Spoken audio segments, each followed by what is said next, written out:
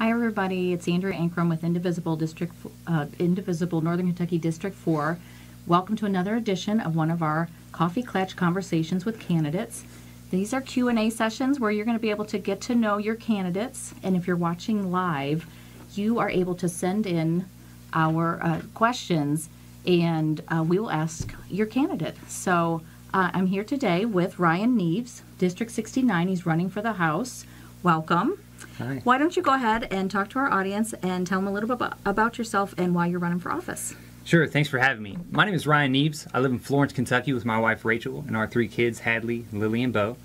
I'm originally from Grant County. I moved up here upon graduating high school so that I could attend Northern Kentucky University, where I did obtain my bachelor's degree in middle grades education, language arts, and social studies. Soon after, I obtained my master's degree in secondary education so that I could continue to extend my certificate through 12th grade. I graduate next month with my educational specialist degree in school administration. So I am an 8th grade teacher at Tishner Middle School in the Erlanger-Ellesmere School District. I teach language arts. I'm also the head boys and girls track and cross-country coach at Lloyd Memorial High School, also located in the Erlanger-Ellesmere School District. I'm running for office, really, it's quite simple why. I mean, we're at a point where we can no longer afford to sit idly by, where people that are elected to represent the voice of the people in their district are not doing that. They're doing things, it almost seems like in spite of what they're being elected to do. So at that time, I feel it's necessary to vote them out. I feel it's necessary to get into the General Assembly to represent the people that we are elected to do. So I'm sure at one point or another people that are watching this have tried to contact their legislators, and they may have received a response. They may have done things that show that they care and show that they're listening to their concerns and their voices. But if you're in the 69th district and you've contacted Adam Koenig, you've probably gotten a snarky response. You've probably gotten a response that insults your intelligence or asks why you're contacting him in the first place. So we're in a spot where he's got to go. So that's why I'm running. I'm running to have an impact to change this. Great. Okay, so we are going to talk about something I'm sure that is near and dear to your heart, and that is the pension issue, right? Absolutely, yeah. So how do you think the pension should be funded? And what, the future of the pension system in Kentucky? Do you agree with what the governor is proposing, the 401ks, these different types of pensions? And if not, what do you propose? So before becoming a teacher, I worked for 7 years at DHL, and I was able to accrue and contribute to a 401k type system.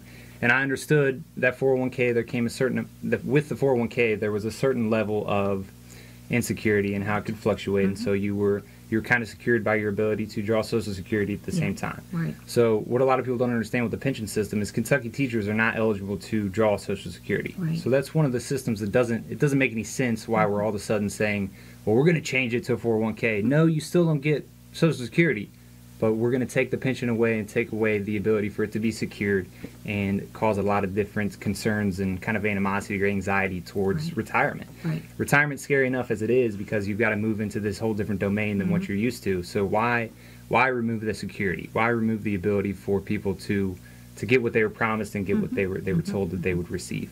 So absolutely, I do not agree with what Governor Bevin is doing. I think that's why I'm here. I'm running as a way to challenge that.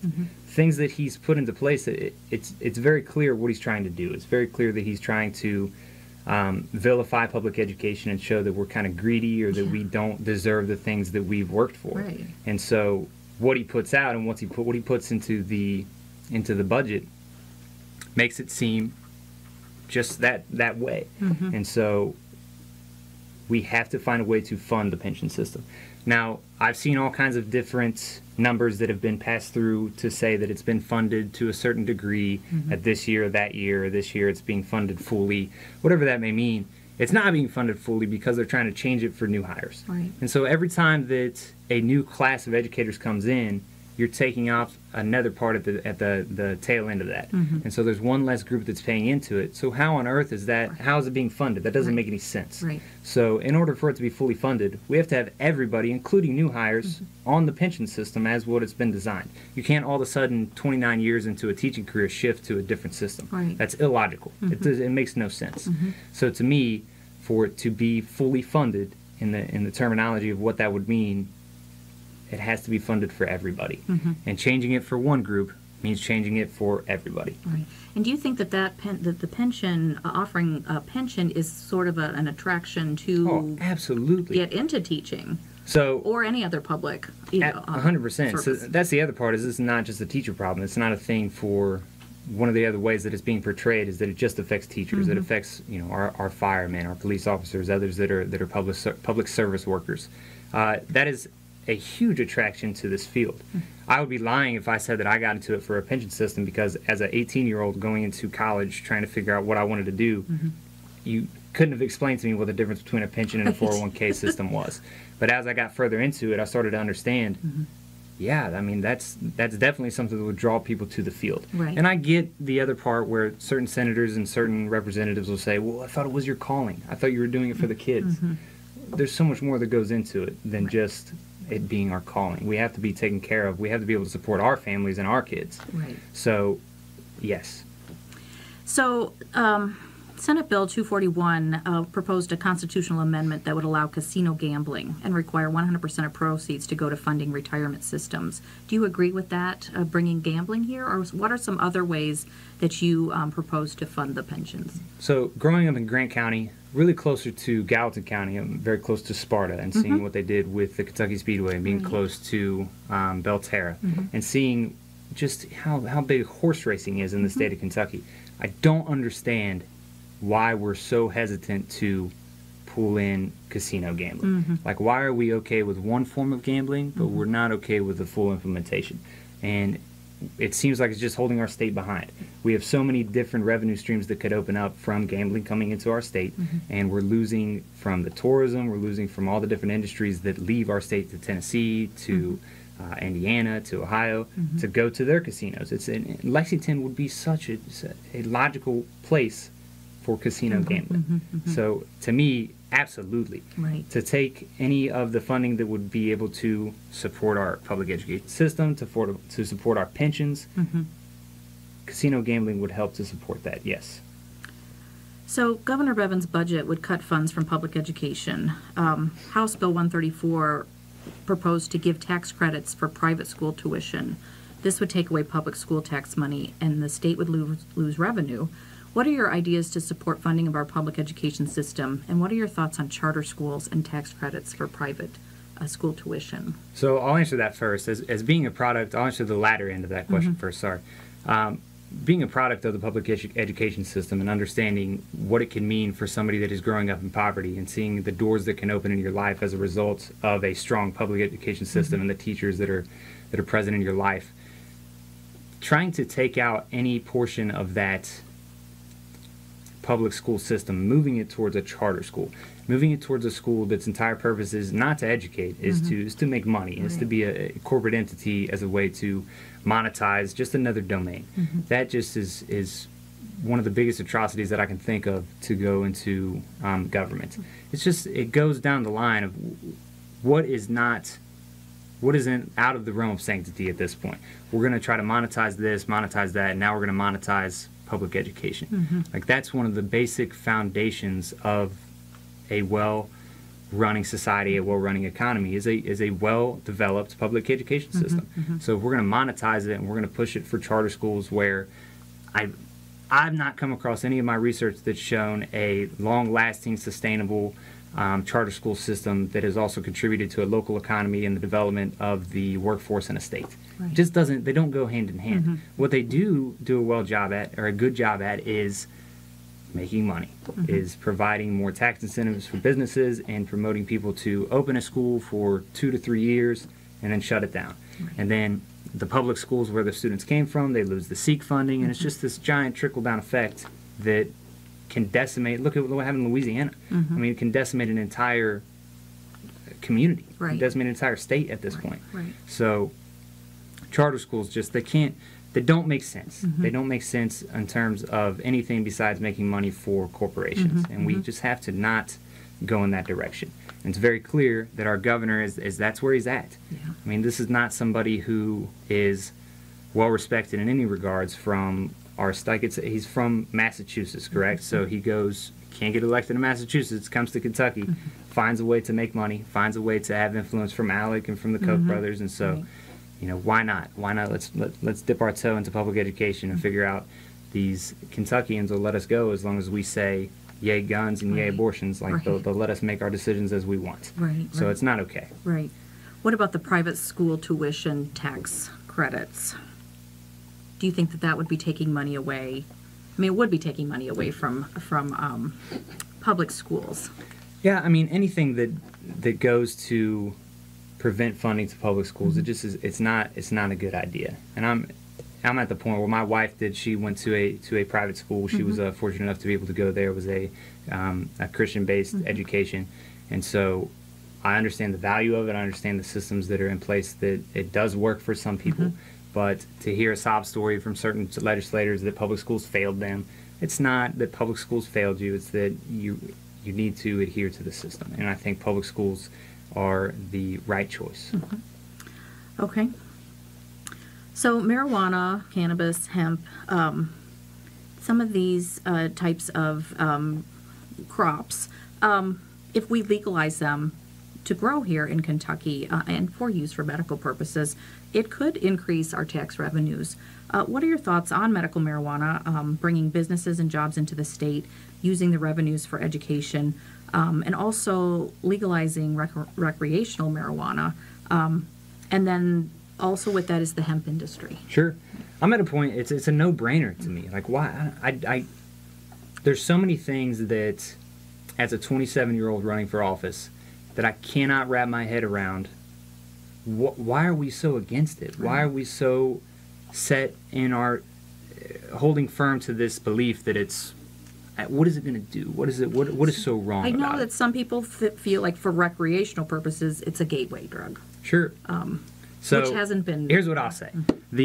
As a language arts teacher in 8th grade language arts, one of our big topics of study is argumentative writing. And the number one topic of choice when students are given the ability to pick a topic is legalization of marijuana. Really? So the reason, because for one, there's so much background to it, and there's so much topic of conversation through just the public eye and through different media formats, whether it's music, whether it's television, whatever it may be. They choose that. And they bring up so many great points that one of my kind of key points to stem a conversation from and have kind of a class debate is the idea that it's not necessarily what makes it a gateway drug is the illegality of it. It's not the addictive qualities of it or lack thereof. It's the fact that it's illegal, and those that adhere to illegal tendencies are then going to move down the line of the gateway of going towards heavier or more severe narcotics. Right. Which is there's so much to be debated and there's so much to be understood, but I feel that through the studies that have been done in Colorado, like it's not been shown to be a gateway drug. There's not direct correlations between marijuana usage and heavier, more severe narcotics. So I don't see that it is that big of an issue, and I would fully support in any way to legalize recreational, to legalize specifically medicinal. Right. Some of the stories that I've heard of people that are being charged with neglect and child abuse for giving their child cannabis oil because it prevents seizures. Right, right. Just again, I don't get it. I don't Right. understand. Like if that's proven to work, if they've tried every alternative they can think of, and they prescribed cannabis oil for a child who has seizures, I think in that case it was 30 seizures within an hour, Right. and they give cannabis oil, and all of a sudden it stops. Why is that not okay? So I would do everything in my power to at least medicinal marijuana has to be made legal, and it has to be decriminalized. Right. We're at a point where it would bring in so much revenue, and you look at what Colorado. And obviously, we'll refer back to Colorado in terms of marijuana just because of what they've done. Yes. So it's kind of they'll be the trailblazers, and they will continue to show that it is a revenue building entity, and we have to seek out new revenue. So how would you, to the people that are in opposition, how would you deal with them? You know, it seems like there's a lot of opposition to this issue. Sure. I would just love to have a conversation. Just sit down and whether it's a town hall format, whether it's one-on-one, whether it's just open it up and just let's look at the research together and let's see why are we so stuck in our ways to not listen. Right. Because that's what's holding us back. We have legislators that are continuing to not listen. They have a very set in their stone way of doing things, and they have a very set agenda that they want to adhere to. Why should we? We're just citizens that are trying to do what's best for us and our family. Marijuana is not negative for us and our family. Whether you choose to do it or not, that's entirely up to you to decide. But why are we able to say that a veteran with PTSD isn't able to cease their tremors from cannabis oil? So these are things that I would love to just have conversations about and enlighten the public eye to understand that this is something that is beneficial to so many people. Right, because I feel like there's two, you know, either you're for or against, but somehow we have to, bridge that. So talking about the opioid crisis, there's multiple factors involved. Big pharma, physicians overprescribing, the need for alternative pain medications. What are your thoughts and ideas for combating this epidemic in Kentucky? I think continuing to bring light to the fact that it is as big of an issue as what people make it out to be. Sometimes things will have a little bit of a snowball effect where they'll talk about it and it'll just continue to turn into a bigger deal than what it is. But the opioid crisis is not that. That is a massive issue where, so again, being from Grant County, that's kind of the hub of where it's hitting the hardest. And so they received the national spotlight from the Mannequin Challenge that their police department did. And they kind of showed an inside look into the effect that a heroin overdose can have on a family that branches out into the community, that branches out into the schools, and so on and so forth. And it is a true snowball effect. So this is one of those areas that I'm not an expert in this field. You know, I don't know. I would reach out to so many people to figure out what can we do to combat this. What can we do that is proven to combat the opioid crisis? And one of those things is bringing attention to it. One of those things is the needle exchange program. I know that I believe it was Newport that just had and they agreed that we're going to do this. We're going to start this process. So there is research that shows and supports the effectiveness and the process of the needle exchange program and how it does help. And so we need to be open to doing anything that we can, whether it's providing more opportunities to get the big pharma influence out of our healthcare facilities, opening up to more abilities for pain management, and so that again can tie back to the previous question with exploring alternative pain management. Right. Would you advocate for regulations on the pharmaceutical companies and even physicians? I mean, to me, that's the root of the problem, right? We've seen it here in Kentucky where so many of these opioids are pouring into our small towns, and they don't even have that many people there. Correct. You know, so it seems like there's got to be something done about that part of it. There absolutely does. I shouldn't be able to go into the doctor with a ingrown toenail and come out with a prescription for OxyContin. Right. It doesn't make sense. There's so many things I'm going to tie back to that it does not make sense. But then you trace it back through, and it's because of the, I guess, pun intended, the toe that the pharmaceutical industry has in these communities. Right. And so they're going to continue to provide the monetarily support for these doctors and these offices and these small communities, and it's just going to branch out and it's going to snowball. And we're going to continue to have these issues until we find a way to combat that. Okay, so we're going to talk about higher education costs because they're skyrocketing, and you just were in school recently. You got your master's degrees and everything, so I'm sure you're going to be able to relate to this. The average college student ends up tens of thousands of dollars in debt upon graduating from college, and then some professions, mandate you to go back and pay for your master's degree yourself. So not only do you have your bachelor's degree, you've got your master's degree that you're paying for. Do you have any solutions for this crisis? How can the Kentucky government support our students in their pursuit of higher education? So it's definitely a loaded question because there's so many different parts to try to answer that effectively. I was fortunate enough that, again, I worked at DHL for 7 years before becoming an educator. And while I was at DHL, they had a great program for tuition reimbursement. Yeah. And that was for their part-time workers, so people that were able to work at the same time. Yeah, people that were able to work, because it's natural for a college student to have a part-time job. And so why not latch on to something that's also going to give you additional support for your career? And there was even more assistance available if it was a program of study that related to the field of the position that you were in. Right. So to me, if we have more attractive opportunities for employers or for businesses or manufacturers to come into our area and develop and show the ability that tuition reimbursement can have on their local economy, then that's going to be one way to help combat that. We need to continue to fund and find ways to enhance the KEYS money program.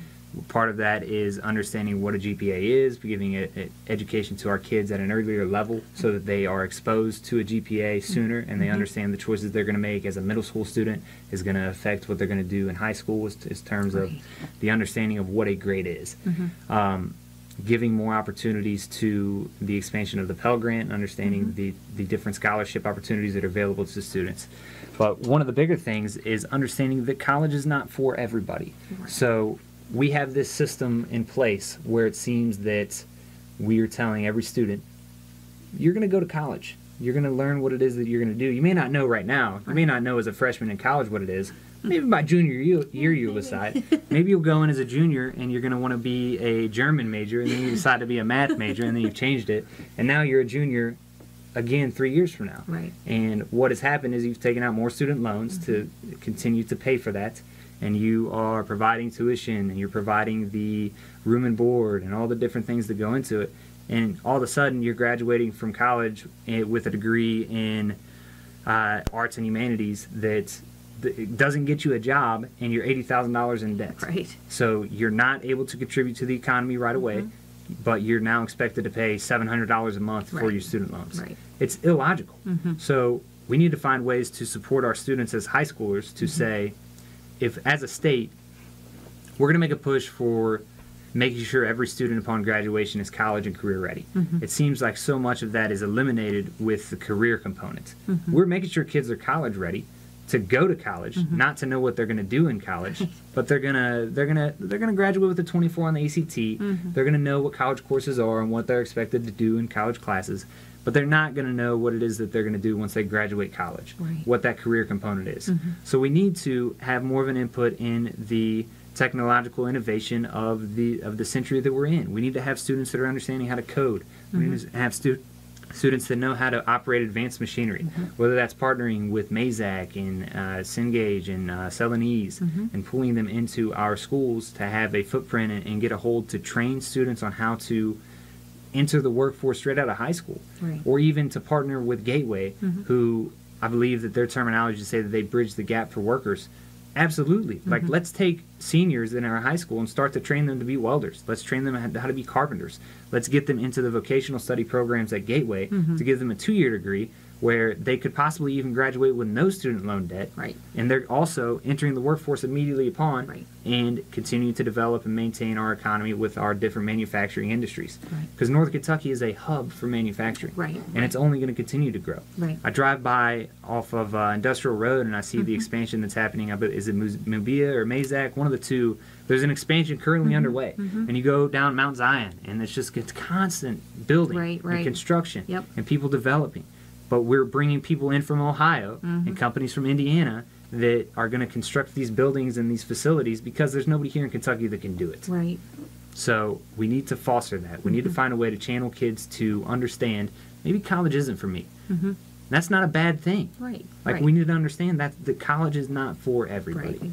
So we need to find ways to make that more accessible to students, to show them that it's not all about college. Would you advocate then for more of these technical or vocational programs at each high school? Because my son's high school, we have one. We have a great vocational school. But I know all schools are not like that. And So absolutely. Anything that we can do to make it more accessible to any student, whether it's through a full-blown vocational experience, whether it's through going to 1 or 2 classes at their high school and then traveling to a different location to do that. I know that we have a small partnership with a co-op opportunity with Kenton and Boone, where we have a couple students that we share that are doing some electrical engineering and mechanical engineering type programs.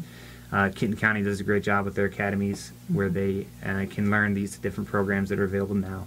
But I think anything that we can do to support that and facilitate the continual introduction of work-ready skills we need to find a way to support that. So that's talking about high school students, but what about the older worker who may be laid off from something and now needs to be retrained?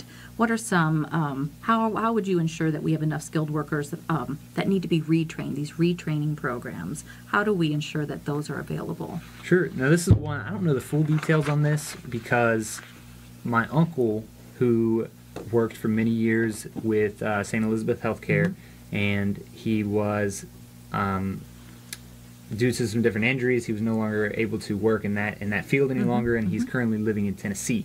And Tennessee, I believe, passed a program that opened up vocational schooling for of any age, at least 1 to 2 years, for free.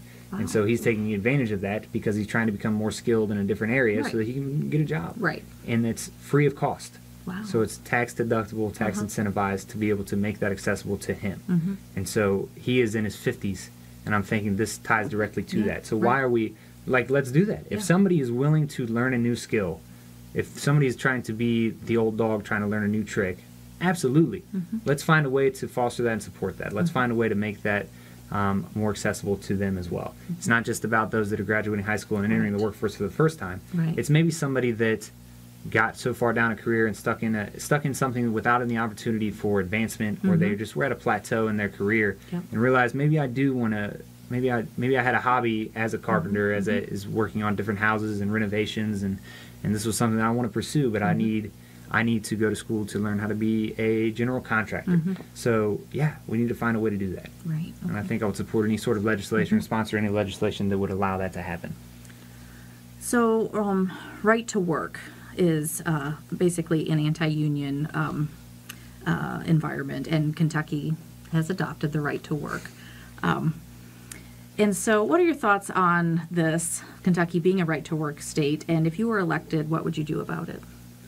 If I were elected, I would immediately begin the steps to network with other legislators that feel the same way, that we need to repeal the right to work. This is clearly anti-union. It's clear that they are trying to have their foot into as many industries as they can to try and influence the things that go on.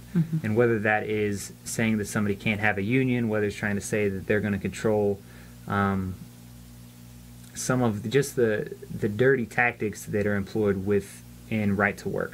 So I was reading a story today about how somebody was 2 years away from retirement, and they kind of were walking on eggshells every day at work, just expecting their papers, because in these right to work areas, there's no backing or there's no security to prevent you from being laid off for any sort of a reason. So they kind of developed this notorious persona that they would, within 2 years of retirement, they would just lay you off, because then they're not going to have to pay out the retirement service, they're not going to have to pay out the different severance packages, and because there's no union to fall back on. I think if a union is available and somebody would love to join that union, absolutely, like, let's make that happen. So right to work, I just feel it's just another attack on the working class, and it falls right in line with our current General Assembly. Right. So we got to find ways to get influencers and agents of change within the General Assembly to eliminate things like this. Right. Okay. So minimum wage. Senate Bill 17 would increase minimum wage for many workers to $10 an hour by 2020. Do you support this, and do you think it's enough?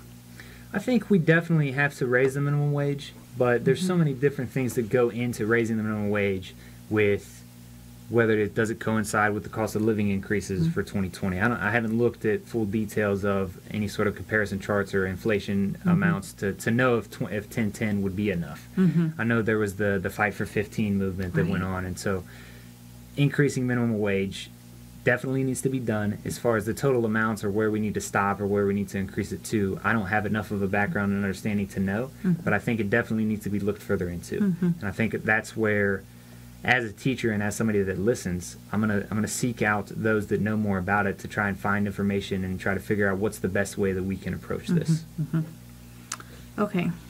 So just recently, House Bill 366 was passed, I believe, by the House, and it's a huge tax cut for the wealthiest Kentuckians. Of course. And then, you know, the tax burden is being shifted to the lower class. Oh, who else would it go to? So what do you think about this way of taxation, and do you, what are your ideas for a fair tax for Kentuckians? Well, I think the tax code is so difficult to understand. But what is not hard to understand is that the top 1% are going to continue to prosper, and they're going to continue to receive more incentives and more tax incentivization from us, and we're going to be left with the burden of picking up the short end of that stick. And so there's got to be some way that we can eliminate and close a lot of these tax loopholes to reform our tax code to make a more equitable tax solution for everybody. Because it doesn't, how can we proceed, how can we move forward if we're leaving the bottom class behind? Right. You can't proceed with 1%. That doesn't, it's just another thing, the common theme I guess today is that it doesn't make sense. Right. There's so many things that I can't currently wrap my head around that I'm hoping to have the conversations with people that do understand this and at least get a better grasp and understanding of this moving forward, because it's not okay. It's not okay to eliminate or put the burden of taxes on one group of people. Right. Okay. House Bill 372 is an anti-marriage equality bill. It would allow social service and housing discrimination against same-sex married couples. If you are elected, what would you do to ensure that Kentucky does not discriminate against anyone, regardless of race, religion, or sexual orientation? It's almost comical that we're at this point where this is still being an issue. This is still being discussed. Discrimination is not okay against any creed, any race, any gender. It's not okay. So as a legislator, I will continue to fight to make sure that this does not go any further than just the topic of conversation. I would hope that it gets to a point to where it's just doesn't even come to somebody's lips. Like, this is absurd. Yeah. That we're here, that we're still talking about this, and this is it's not even that it's just a conversation, it's a hot topic. Like, why are we here? Right. Which is where I continue to find myself. Why are we here? Why are we having this conversation? And I think a lot of it stems from the fact that we, as a populace, as a voting populace, have taken our vote for granted. A lot of us have. And so the only way these things are going to change, the only way to prevent this type of issue from being discussed any longer, is vote them out. We have to get agents of change and agents of common sense put in our General Assembly. Right. We're at a point where we cannot sit idly by and allow this type of stuff to continue to happen. Right. Anybody that has their name on this bill, I know. Somebody absurd. introduced it, right? It is absurd. Yeah, but obviously it means something to somebody, and that's, the disturbing part is that these are being introduced into, it could possibly become law, and it does go against federal laws as well. So I think, I totally agree with what you're saying. So just as kind of a side note there is yes, like if you feel strongly about any of this, which you should, one way or another, you have to understand that your vote matters. And so on May 22nd, when we have this first primary, you have to show up to vote. You have to show up to vote for the people that coincide with the system that you believe in. And I'm at the point where a lot of this is common sense. I can't imagine a spot where somebody would believe that it's okay to not provide housing to somebody because they are a certain race or a certain gender, or whether they make a certain amount of money or whatever it may be. It's 2018 and we're having these conversations. So please just get out to vote. May 22nd is the first primary, and then continue to understand we got to remember these things in November. Right. So we're going to talk about reproductive rights. There's many bills being presented in the legislature right now that will limit women's reproductive health rights. We feel like we are under attack. What's your stance on a woman's right to choose for what's best for her reproductive health? And here in northern Kentucky, St. Elizabeth, which you're familiar with, has basically taken over our healthcare system here. And they won't perform some procedures, such as tubal ligation, because it goes against their Catholic belief. And talking about the needle exchange, they won't provide condoms either. That kind of goes hand in hand, and they won't do it because it goes against their. So what is your reaction to all of that? Several points to this. One, how dare a group of men try to decide what's okay for a woman to decide what they can do with their body? Thank you. That's so. As a father of two girls and as a husband of a wife, women should have the full ability to choose what they do with their body. I mean, I don't want to keep continuing with that same mantra Right. of why? Well, why are we here? Why does this make sense? But it's And a I woman think- should have the right to choose. And I think that's what you're going to run into is that, the opposition. There's a lot of people that feel like this is the way they think. And, Sure. and getting past that is going to be your challenge, Yeah, right? absolutely. So how do you do that, I guess? yeah, how do you do that? I mean, because to me, I don't understand, again, how this has become a partisan issue and especially in Kentucky where it is kind of widespread, where if you believe in abortion and you believe in guns, then you're going to get elected, and that's kind of how it's always been. But that mantra should just be gone off the table. We cannot continue to support a populace if we are going to alienate an entire group and say, you don't get to choose what you can do with your own body. That's not okay for you to choose what you can do. And on top of that, we got to find some way to introduce competitors to St. Elizabeth. Right. I remember my mother told me a story when she was, after she had her fourth child, that St. Elizabeth would not perform the tubal ligation without the consent of my father. and that was 28 years ago. Yeah. And so I can't understand how 30 years later we're still at a point where they feel that that's okay. And because of the Catholic belief, we got to have some sort of separation, and that's not going to come. St. Elizabeth has done that for so long, so why would they change anytime soon? So what sort of agent of change is there to push them in any sort of different direction? So we got to find some way to have a competition with St. Elizabeth to kind of eliminate the monopoly on healthcare in Kentucky. Right. So it's that same system where many of my friends they'll go to Ohio to deliver their children because they don't want to. Totally. They don't want to go with what St. Elizabeth believes in. Right, So, and that takes away from our economy. It takes away a lot of, you've got to travel. and it automatically makes the child a bad driver because they're born in Ohio. Okay. All right. House Bill 227 is an anti-solar bill, basically. It would reward monopoly utility companies and punish consumers. If passed, it would put rooftop solar out of reach for most Kentuckians. Kentucky needs to keep up with the rest of the country in terms of clean, green energy. What would you do to help protect and promote the use of clean energy? So we're going to introduce something. We're going to introduce something that is clean, that is good for the environment, that makes sense for people to be able to kind of create their own energy system for their house. So let's tax it. Let's provide a monetization of it so that we can actually make money off of it, and so homeowners can't make that choice for themselves. That makes perfect sense.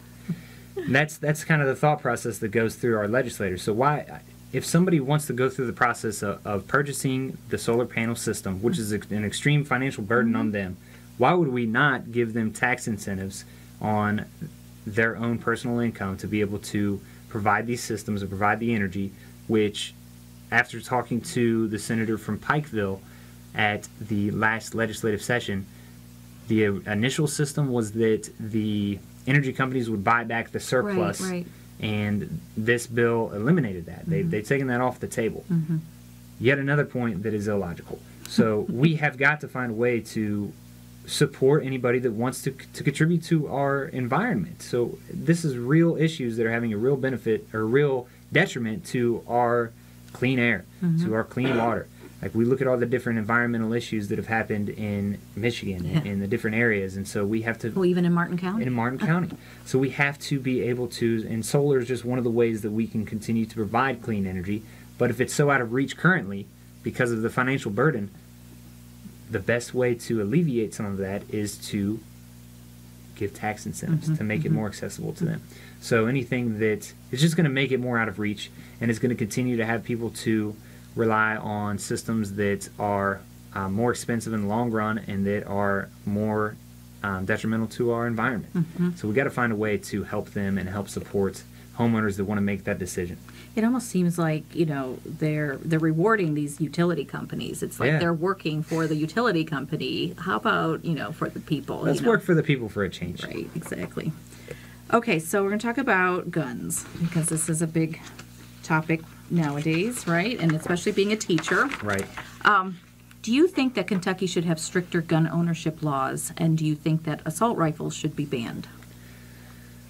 So this is that hot topic issue. I mean, guns, absolutely. It's just time to have the common sense changes to gun legislation. So we're at a point where people are able to go to gun shows and exchange weaponry, whether it's through unlicensed methods or if it's through whatever it may be, through means that are not ethical. And ethical means of acquiring something then leads to ethical means of using the system, the thing that you've acquired. So we got to find a way to close those loopholes to be able to prevent people from coming into ownership of an assault rifle. So obviously, again, tying back to Grant County, I think everybody I went to high school with owned a gun and shot it for leisure and shot it for hunting. Like that's completely okay. That's completely understandable. So it's okay to own a gun. It's okay to do things with the gun that is in the realm of legality. It shouldn't be legal to purchase an assault rifle that can be used for what? I mean, I get if they want to have places that you could go to a range and use it there. If it's owned by the range, maybe I mean, there's got to be some way to have a compromise. So when we talked about earlier, how do we sit down and have that conversation with people that are so stuck in one way or the other? It's we got to just have the open and honest conversations. We got to sit down and say, look, this is what's happening because of this. So I need you to understand, or at least explain to me in a leveled sense of understanding and maturity, like, let's talk about it. Let's figure out what's the common ground that we can all get to know there are severe consequences based off of how easy it is to obtain assault machinery. Right. So what about arming teachers in public schools? So this has been brought up now, and so what are your thoughts about that? Do you have other alternative ideas to keeping our kids safe? I was extremely inspired by the Arm Me With movement that went through social media. Arming teachers is one of the most ludicrous things that I've ever heard in education. And, I mean, we've heard so many different things across the years that goes into how we should teach kids and what we should do to design our schools and the curriculum systems that we should use and whatever it may be.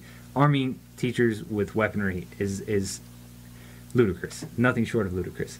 We need to arm them with the continued support services, the wraparound systems to understand mental health and the severity of how do we provide the counseling services these kids need, and how do we give them the supports for each other? How do we give them supports to say, I'm struggling with this. I'm struggling with this feeling that I have.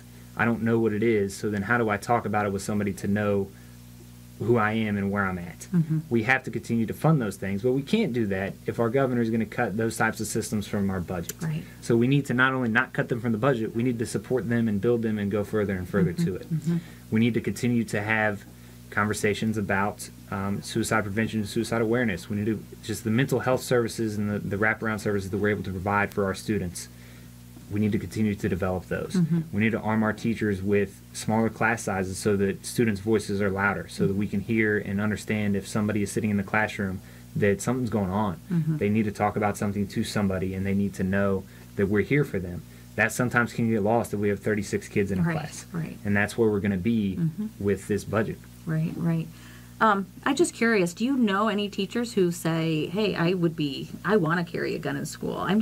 Every teacher that I've talked to so far, no. They think it's a bad idea. I know one. I know one that has been a teacher for 30 years that was a retired Marine. And so he is very strong in his position, and he's been trained heavily, and I would be comfortable with him just as I would with an SRO, because he's got the same expertise and understanding of what that is, and what, because if anything were to happen in a situation, he'd be the first that was out there with the SRO anyway. But it just it goes into the understanding, like, why are we bringing more of the problem into the school building? It doesn't. That's not a way to combat that. It's like if we were going to combat the opioid crisis by continuing to bring in more heroin and more. It's just, how does that make sense? It makes sense, right? Exactly. Okay. Here's a question about protecting voter rights and gerrymandering. What would you do to protect voting rights and protect against gerrymandering in Kentucky? Because it seems to be a problem. Yeah, I think those that are being charged with misdemeanors and felonies that are stripped of their voting rights, that's a crime in and of itself. Like, how can you contribute to democracy if you had a petty crime that led to a more severe repercussion from a legal sense. Yet then you're back into society. You've served whatever it was to determine as your sentence, and now you're not able to vote. Right. You're just as much a member of this democratic society as anybody else. You paid your debt. Absolutely. And so if you have been reformed, as what is the purpose of our prison system, you should have your right to vote. That's something that just is a natural. That should be a given. And I actually was alarmed to find out. I didn't know until I had filled out one of the candidate surveys to know that this was going on in our state. I didn't know that either. I had no idea, and I was appalled. And so the more that I looked into it, just this wormhole of understanding that there are so many people that have been disenfranchised in the state of Kentucky that it's no wonder that we're in the spot that we're in, because those that want to vote aren't able to, because they've lost the ability to, because of a mistake they may have made that should not have resulted in them losing their voter right. When the judge gave the sentence, permanent loss of your voter right was not one of the things that they said before they pounded the gavel. It's not. It doesn't make any sense. So that kind of leads into criminal justice reform. What do you think needs to happen here in Kentucky to help with this exact thing that you were just talking about? Sure. I think the first thing is that we need to look at the decriminalization of small crimes such as the marijuana trafficking and things like that. There's so many kids that are 18, 19, 20-year-olds that are being arrested with crimes that their entire life has just been ruined. We have to look at ways to actually serve the purpose of the criminal justice system, which is to reform. Like, how do we put them back into a spot that they're going to contribute to society in a meaningful way? How are we going to get them to be able to get a job? There's so much of the workforce that is unable to get a job because they have a criminal record. So how do we combat that? How do we find a way to change the system, and we need to reform the criminal justice system in the terms of being able to reform those that are as part of the criminal justice process. So I will continue to look further into that, have those conversations, rely on those experts that know more about it than I do. All I know is that there are issues with it and that it's not working the way that it currently is designed, and it's having a detrimental effect on Kentucky, on the economy, on the workforce, we're going to continue to be unattractive for businesses to come to our area if we don't have a workforce to provide for that company. So part of that is there are so many good, solid workers that are available, whether it's skilled labor, whether it is advanced manufacturing. These people have the skill set necessary, but they can't get the job because they're a criminal. Exactly. And it could be a crime that was 20 years ago.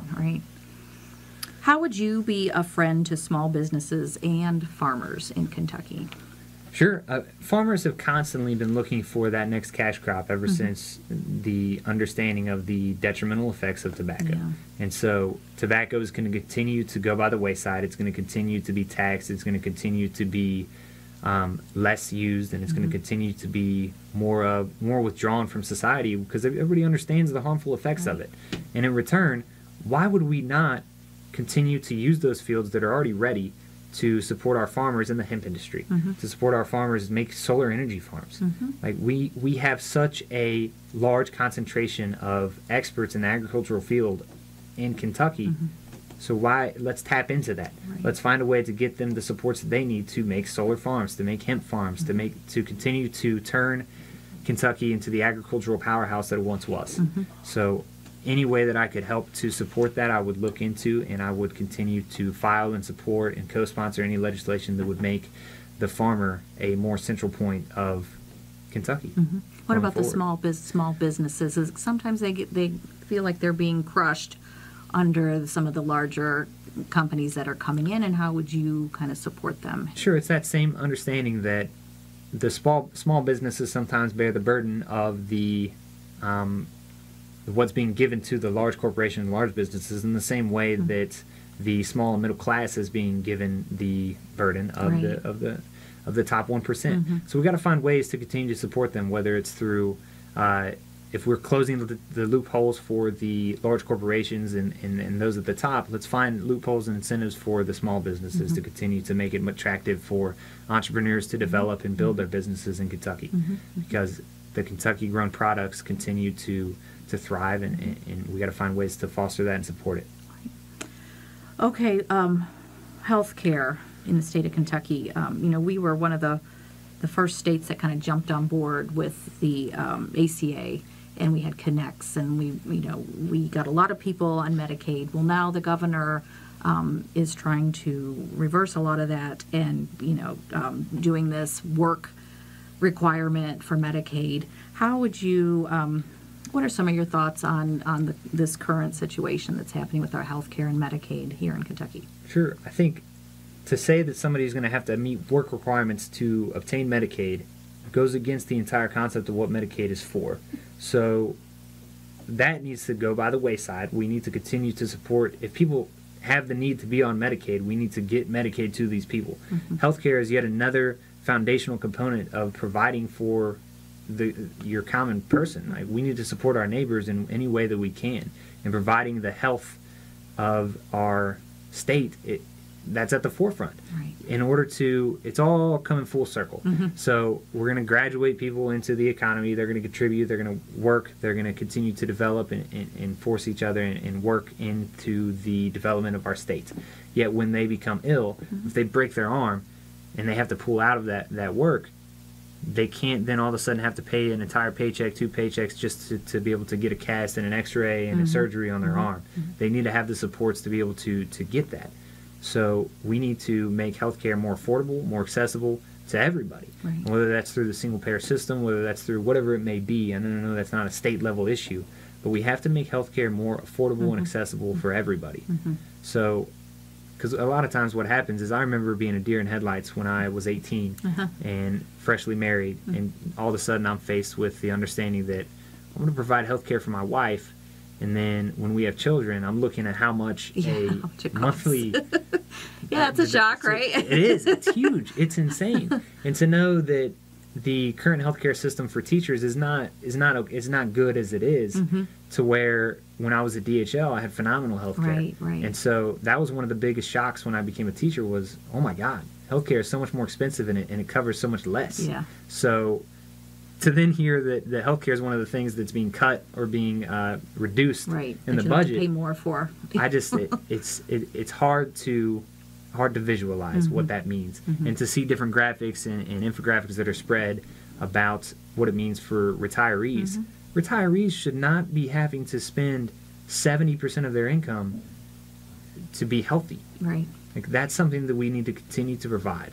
We need to continue to make sure that healthcare is affordable, accessible, and available to all citizens of Kentucky. That's great. Okay, that's the end of our questions. So thank you for answering them. Why don't you spend just a couple minutes here talking to the audience and letting them know why they should vote for you on May 22nd? Sure.